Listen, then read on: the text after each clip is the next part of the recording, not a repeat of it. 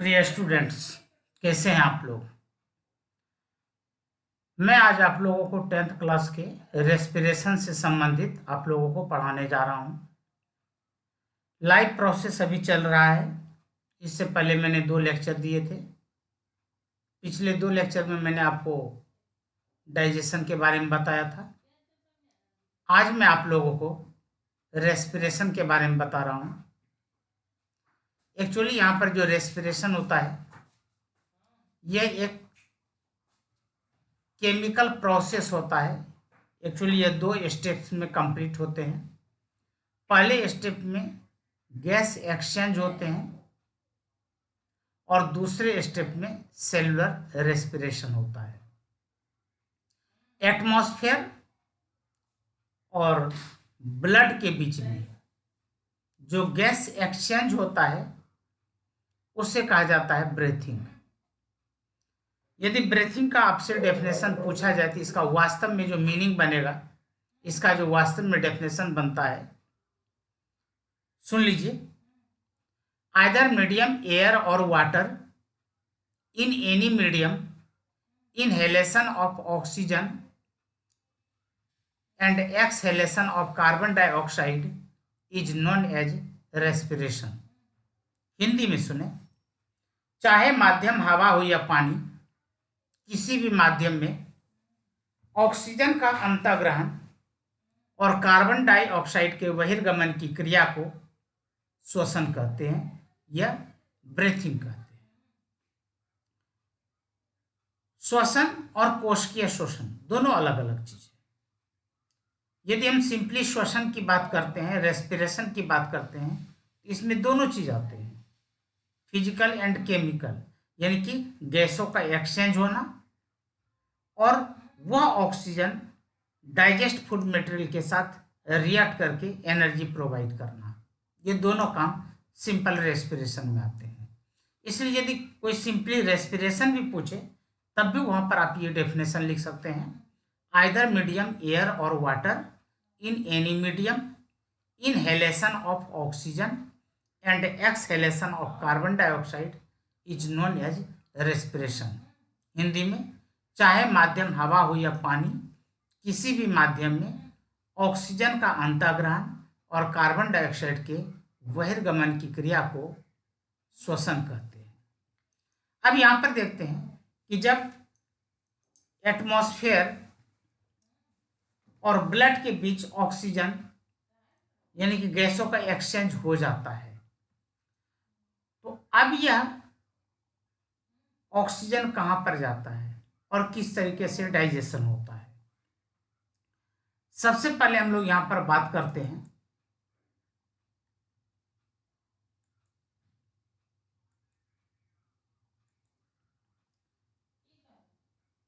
Breakdown of glucose by various pathway.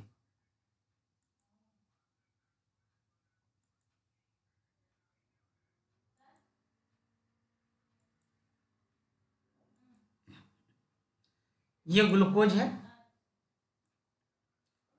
जो digest food material होता है, वह पचने के बाद हमारे टिश्यू, हमारे कोशिका के अंदर जाता है। कोशिका में जो साइटोप्लाज्म होता है, उस साइटोप्लाज्म में एक प्रोसेस चलता है जिसे कहा जाता है ग्लाइकोलाइसिस। यह ग्लाइकोलाइसिस पायरुविक एसिड में कन्वर्ट होता है और फिर यहां से आगे की प्रक्रिया, यानी कि ग्लूकोज से पायरुविक एसिड बनने के प्रोसेस को ग्लाइकोलाइसिस कहा जाता है। इसमें ऑक्सीजन की जरूरत नहीं होती है और यह साइटोप्लाज्म में होता है। अब यहां पर यह पायरुविक एसिड हो सकता है कि माइटोकॉन्ड्रिया के अंदर जाए, हो सकता है ऑक्सीजन के प्रेजेंस में हो सकता है ऑक्सीजन के अब्सेंस में हो, या हो सकता है इनसफिशिएंट अमाउंट ऑफ ऑक्सीजन के केस में इसका रिएक्शन हो।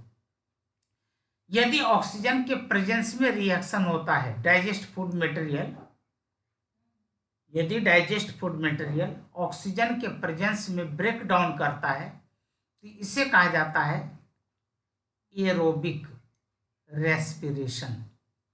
और यदि ऑक्सीजन के अब्सेंस में ब्रेक डाउन करता है तो इसे कहा जाता है एनएरोबिक रेस्पिरेशन।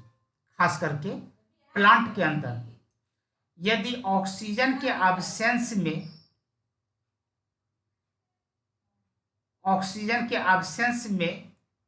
ऑक्सीडेशन होता है तो इसे कहा जाता है फर्मेंटेशन।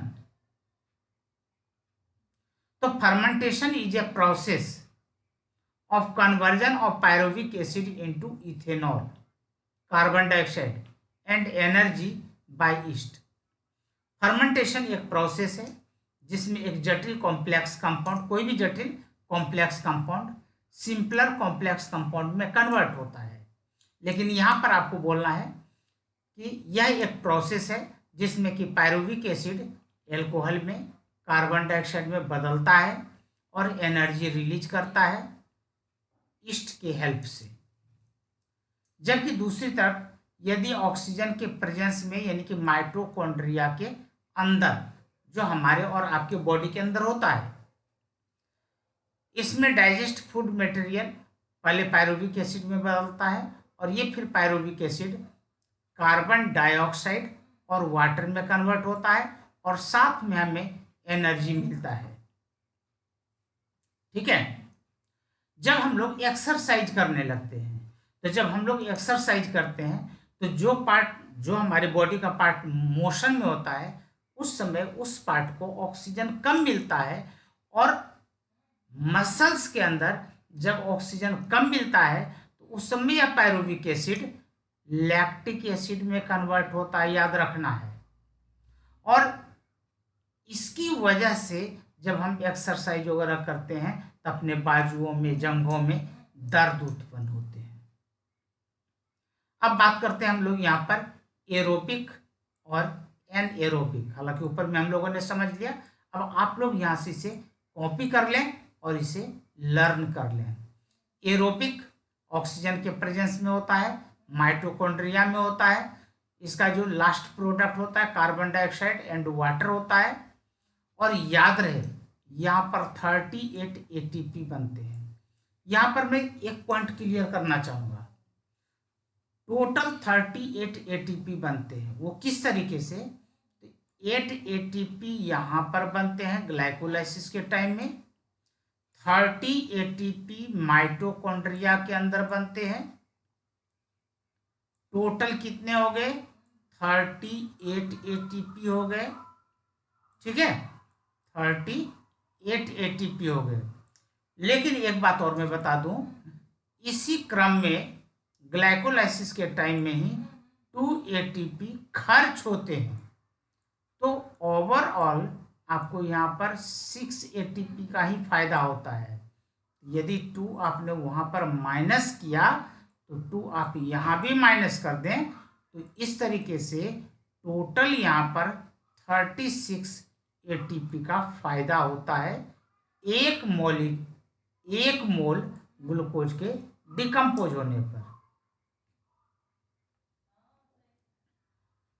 तो यहाँ पर इसको इस तरीके से याद रखना है, more amount of energy is released 38 ATP. Benefit कितने का होता है? 36 का, लेकिन जो हमें मिलता है वो 38 होता है। कंज्यूम जो होता है वो 2 एटीपी होता है। जबकि एनएरोबिक की बात करें तो यह या तो एल्कोहल बनाता है या तो लैक्टिक एसिड बनाता है। हालांकि लैक्टिक एसिड के लिए बहुत ही लिस्ट अमाउंट में ऑक्सीजन की जरूरत होती है और यहाँ पर सिर्फ 2 एटीपी हमें मिलते हैं। ठीक है, अब यहाँ पर बात करें, मैं यहाँ पर एक अलग से पिक्चर बना रहा हूं। ये मान लीजिए कि मैंने नॉस्ट्रिल बनाया, साथ में मैं यहाँ पर ये माउथ बना रहा हूं, ये नाक है और ये दोनों यहाँ पर ज्वाइंट है। ठीक है, ये हो गया आपका फेरिंग्स। अब यहाँ पर थोड़ा कुछ इस तरीके से मैं बना रहा हूँ, ऐसे मैं जानबूझ करके तिरछा पिक्चर बना रहा हूँ, चिंता ना करें। यदि ये आप लाइन सीधे दिखा देते, ये आपका हो जाता फुट पाइप, और यदि इसी के साथ मैंने इधर दिखाया है, यह हो गया एयर पाइप। ठीक है, क्योंकि आप पानी भी इसी से पीते हैं तो वो नीचे गया, इसी से भोजन करते हैं तो वो भी नीचे गया। लेकिन श्वास जब लेते हैं तो जरा ध्यान कीजिए कि आप नाक से भी श्वास ले लेते हैं और मुंह से भी श्वास ले लेते हैं, और ये यहाँ आकर के फिर ये इधर जाता है, और ये पोर्शन ये वाला है ये। ठीक है, मैं इसको ऐसे कर देता हूं।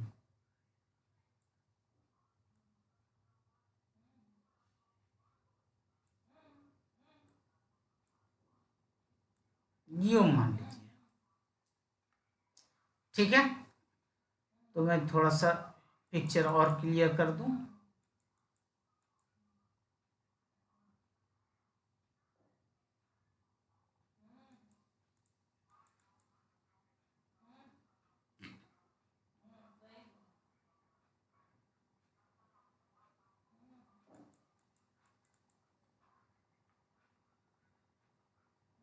थोड़ा और क्लियर करता हूं।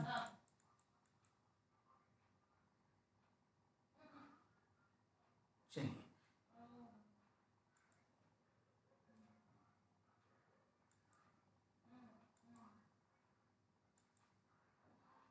ये पिक्चर में इधर बना रहा हूं। तो मान लीजिए कि ये मैंने आपको यहां पर इस तरीके से,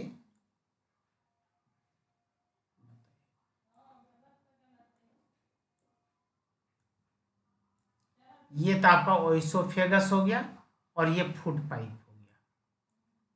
ठीक है, अब यहां पर लैरिंग्स होगा, जिसे कि वॉइस बॉक्स कहते हैं,